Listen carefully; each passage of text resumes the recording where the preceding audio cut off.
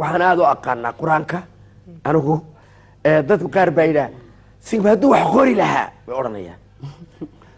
hadda wax qorin gaalada un maahe annagu waxaanu qornaa dee diinteennii qiimaha badnayd markaan xadiiskii rasuulka iyo in yaroo ilaahay siduu u khalqo bini-aadmiga aan idhaahdo kolkii axadee bahay inuu uuma uu damcado wuxuu u unkaa samays dhigaa orka lagu maqliyo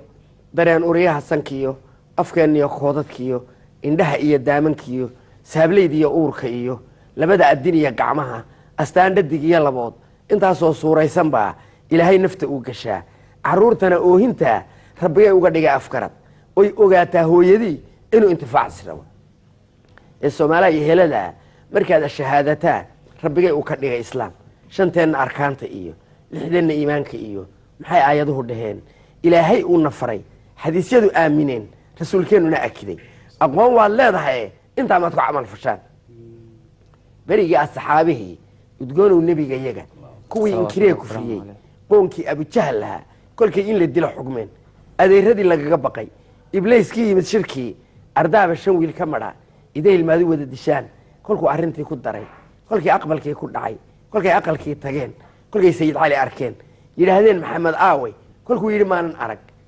kolkay raadkii eriyeen abakor iyo nebiga yagu kolkay godka aamineen abeesadii guurtaye abakor lugta raamsatee ilmada kululee ka timid inuu aakuru yidhaa adkaysiga uu ka biday ogaaday rasuulka yagu abeesadii tuurayo abakor gacantii mashee ilaahu caafi yidhi ibliiskii yidhi markaa ogaada inaanu dhiman inaad shahaadatiin maxaad ku ilowsantiin inaydun is aamintaan maxaad ku ilowsantiin islaamnimada iyo sharciga maxaad ku ilowsantiin ilaahay in laga cabsado maxaad ku ilowsantiin wuxuu yidhi ilaahay